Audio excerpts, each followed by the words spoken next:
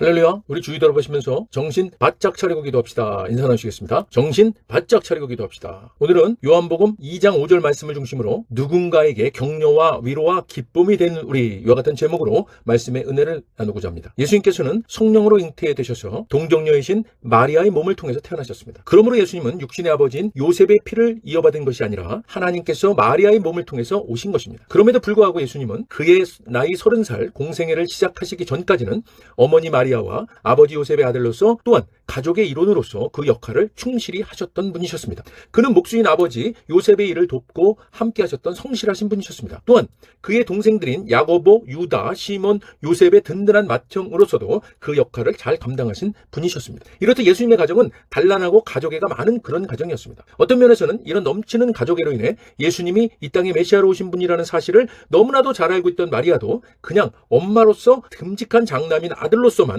예수님을 생각하고 동생들은 자신들의 좋은 큰형으로서만 생각하는 실수를 저진 적이 있었음을 성경은 기록하고 있습니다. 마리아는 가나의 혼인잔치에서 포도주가 떨어진 것을 알고는 예수님에게 포도주가 떨어졌다라고 말합니다. 그런데 이 말은 단순한 부탁 이상의 기대를 가지고 말하는 것이었습니다. 왜냐하면 예수님께서 세례 요한으로부터 세례를 받고 또 메시아로 증거받은 사실을 마리아도 전해 들었기 때문입니다. 아마도 이 소식을 전해 들은 마리아는 자신이 예수님을 잉태할 때 들었던 하나님의 말씀을 기억하면서 이제 예수님이 놀라운 기적들을 보이시는 메시아의 권능을 나타내실 때가 되었구나 생각했을 겁니다. 그래서 자신도 모르게 예수님에게 이 잔치집에 포도주가 떨어지는 곤란한 일이 발생했으니 내 아들 예수야, 이거 좀 해결해 주거라, 뭐 이런 식으로 말한 겁니다. 물론 예수님은 하실 수 있는 분이십니다. 그러나 예수님께서는 요한복음 2장 4절에서 여자여, 나와 무슨 상관이 있나이까? 내 때가 아직 이르지 아니하였나이다 라고 대답하십니다. 물론 이 말씀은 마리아를 하대해서 하신 말씀은 아닙니다. 여기서 여자여의 헬라어 귀나이는 그 당시 고대 그리스 문화에서 여성을 향한 매우 높고 정중한 존칭이었습니다. 영어의 레이디나 마담, 현대 한국어의 부인 또는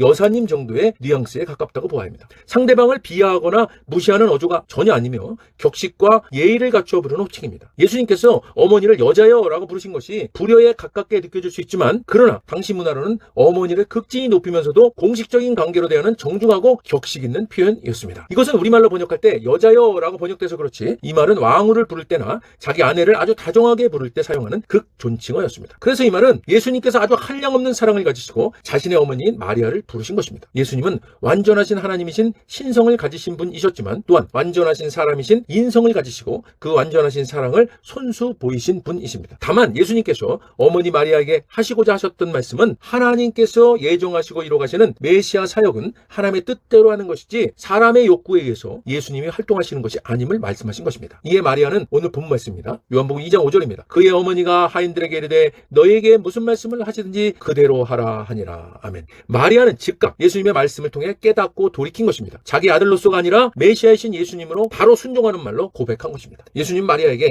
인간의 요청과 하나님의 뜻과 때의 관계를 설명하셨고, 마리아는 깨닫고 순종하였고, 예수님은 인간이 내게 하라 말하라 한 일은 내가 결코 하지 않으리라 하신 것이 아니라 가나의 혼인 잔치집에 포도주가 떨어져서 곤란한 지경에 빠진 그 집에 물로 포도주가 되게 하시는 기적을 행해 주셨습니다. 사랑하는 여러분, 예수님은 참으로 사랑이 많으시고 한량없는 은혜로 용납하시고 풍성함으로 베푸시는 분이십니다. 할렐루야. 예수님은 책망하기 위해서, 비판하기 위해서 지적하시는 것이 아니라 깨닫고 돌이키기를 위해서 한량없는 사랑을 가지시고 말씀하시는 분이십니다. 사랑하는 여러분, 가나의 혼인잔치집에 예수님은 가장 절실하게 필요한 것을 가장 적시에 베푸신 것입니다. 저와 여러분, 우리도 누군가에게는 예수님과 같은 이런 존재가 되기를 소망합니다. 누군가가 어떤 무언가를 절실하게 필요로 할 때에 그 가장 절실한 것을 바로 그 적기에 섬길 수 있는 그런 저와 여러분이 되시기를 주님의 이름으로 간절히 축원드립니다. 가나의 혼인잔치집 사람들과 마리아에게는 예수님이 그 현장에 계셨다는 것과 그런 공급하신가 기적을 목도한 것이야말로 큰 축복이고 은혜였던 것은 두말할 필요조차 없는 것이었습니다. 그렇다면 예수님의 입장에서는 어떠셨을까요? 예수님은 완전하신 신성과 완전하신 인성을 가지신 분이라고 말씀드렸죠. 이것은 예수님은 완전하신 하나님이시기도 하시지만 그러나 우리와 같은 희로애락을 동일하게 느끼시는 분이기도 하시다는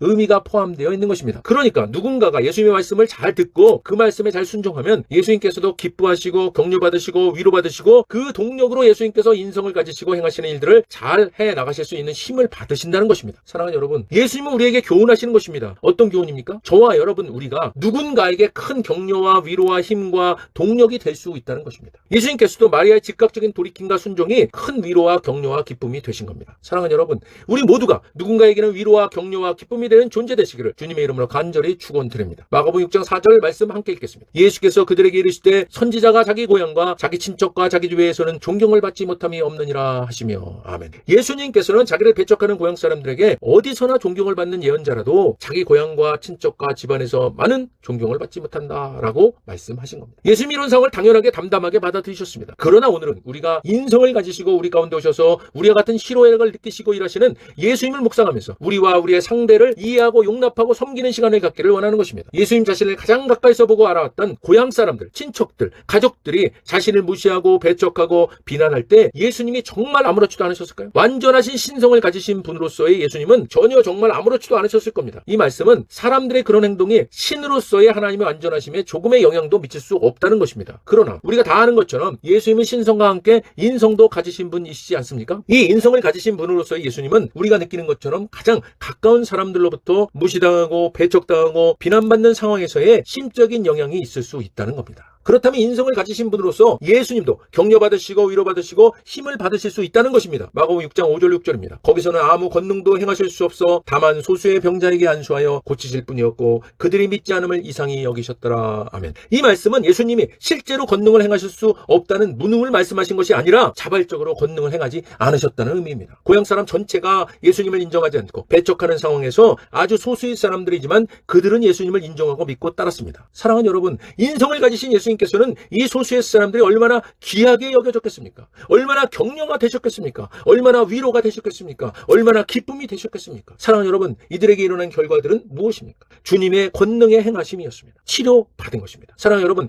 예수님이 그러하셨듯이 저와 여러분, 우리들도 서로 인정하고 믿고 의지하고 따를 때 격려받고 위로받고 힘을 받고 치료와 회복이 우리 가운데 일어나는 것입니다. 할렐루야. 기도하겠습니다.